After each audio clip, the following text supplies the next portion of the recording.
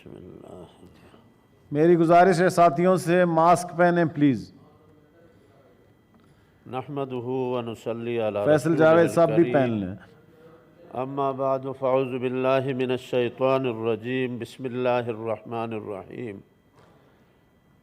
وَإِذْ قَالَ إِبْرَاهِيمُ رَبِّ اجْعَلْ هَذَا بَلَدًا آمِنًا وَارْزُقْ أَهْلَهُ مِنَ الثَّمَرَاتِ.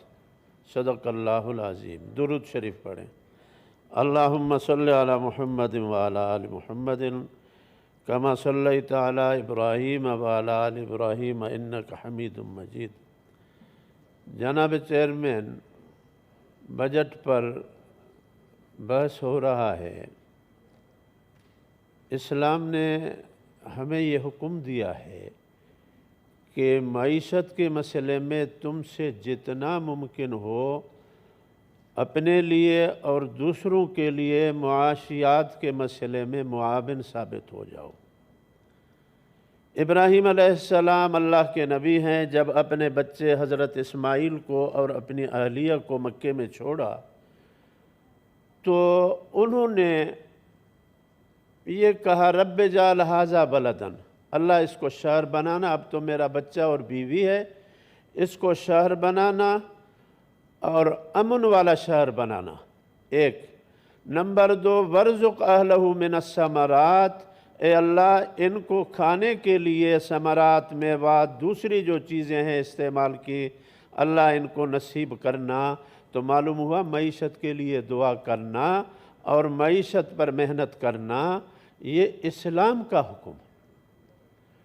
علماء نے لکھا ہے کہ اگر کسی کے پاس زمین ہے، وہ زمین سال میں 100 من گندم دیتی ہے اور مالک اس میں کمزوری کر کے کام نہیں کرتا صحیح طرح، اگر 90 من گندم دیا تو یہ مجرم ہے خدا کے ہاں کہ اس زمین کو آباد کیوں نہیں کیا اس نے. تو اس سے زیادہ معیشت کے لیے کون کہے گا. حضرت صحابہ کرام جب ابتدائی دور غربت کا تھا لیکن بعد میں اللہ تعالیٰ نے ان کو اتنا دیا کہ جس کا اندازہ نہیں ہے. عمر بن عبدالعزیز کا دور آتا ہے، افریقہ کے گورنر لکھتے ہیں کہ جی میرے پاس اتنا مال جمع ہو گیا ہے بیت المال میں کہ میں ان کو کیا کروں. آپ نے فرمایا تمہارے علاقے میں جتنے غریب ہیں ان سب کو بلاؤ اور تقسیم کر کے دے دو. ان کو بلایا اور تقسیم کر کے دیا. تو پھر لکھا کہ جی اور بچ گیا ہے میرے پاس. فرمایا وہ نوجوان جن کی شادیاں نہیں ہوئی ہیں ایسے لوگوں کی شادیاں کراؤ، اس سے خرچ کرو ان کے اوپر. انہوں نے خرچ کیا. پھر لکھا کہ جی میرے پاس اور اب تک بچا ہوا ہے مال. انہوں نے کہا پھر ایسے کرو جو زمینیں ہیں ان کو وہ غیر مسلم جو وہاں رہائش پذیر ہیں یا جو دوسرے جو زمیندار ہیں زمین کا کام کرتے ہیں ان کو قرضہ دے دو تاکہ زمین کو آباد کریں، فصلات زیادہ ہوں. تو اس طرح بجٹ بنتا ہے ایک توجہ کے ساتھ. اور یہاں تک لکھا ہے کہ حضرت عمر بن عبدالعزیز کے زمانے کے اندر اناج اتنا زیادہ ہوتا تھا کہ پہاڑوں کے اوپر پرندوں کے لیے بھی اناج ڈالا جاتا تھا. وہ کیا بات تھی؟ بات یہ تھی کہ اخلاص کے ساتھ تھے اور ہم تو صرف ایک دوسرے کے جھگڑے کے ساتھ اسی میں ہم مشغول ہیں. اس زمانے کے اندر ہر ایک محنت کرتا تھا. 1000 سے زیادہ انگور کے درخت حضرت عبداللہ بن عمرو بن عاص کے طائف کے پہاڑوں کے اوپر لگے ہوئے تھے. اور حضور اکرم صلی اللہ علیہ وسلم نے فرمایا کاد الفقر ان یکون کفرن، یہ فقیری تنگ دستی ممکن ہے کہ آدمی کو کافر بنا دے.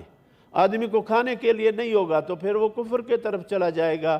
جیسے NGOs آج کل ہمارے علاقوں میں کام کرتے ہیں تو اس کے لیے ہمیں کیا کرنا ہے؟ اپنی زمینوں کو آباد کرنا ہے، اس کے طرف توجہ دینا ہے.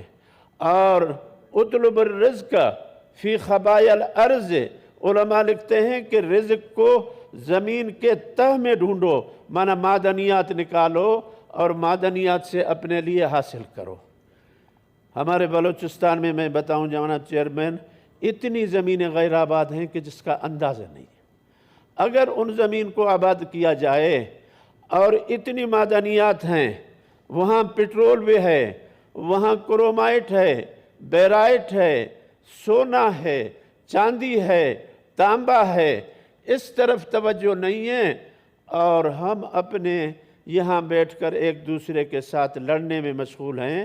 تو بجٹ کے لیے میری گزارش ہے کہ زمینوں کو آباد کیا جائے، اور جو معدنیات ہیں، جیسے ابھی بلوچستان کے پانی کا مسئلہ تھا، ٹھیک ہے، اگر کوئی صوبہ زیادتی کرتا ہے، یہ لیڈر آپس میں بیٹھیں، اس مسئلے کو طے کریں، اور اس کے بعد یہ جھگڑے فساد یہ آپس میں جتنے ہوں گے اللہ کی رحمت قریب نہیں آئے گی۔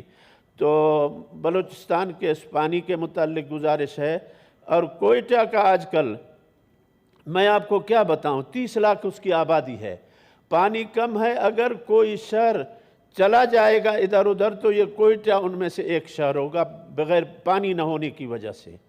اور نصیر آباد، فٹویٹر، ان علاقوں کے لوگ جنہوں نے یہاں زمینیں خریدی تھی بلوچستان کے لوگوں نے، اب وہ واپس جا رہے ہیں اس طرف اپنے علاقوں کے اندر۔ تو ان کی چیزوں پر محنت ہو، اسلام بھی ہمیں یہی کہتا ہے۔ باقی رہا کہ یہ جو اختلافات ہیں آپس میں، حضرت یوسف علیہ السلام کو بھائیوں نے کنویں میں ڈالا، اور اس کے بعد اتنے روئے کہ جس کا اندازہ نہیں باپ کے پاس آئے۔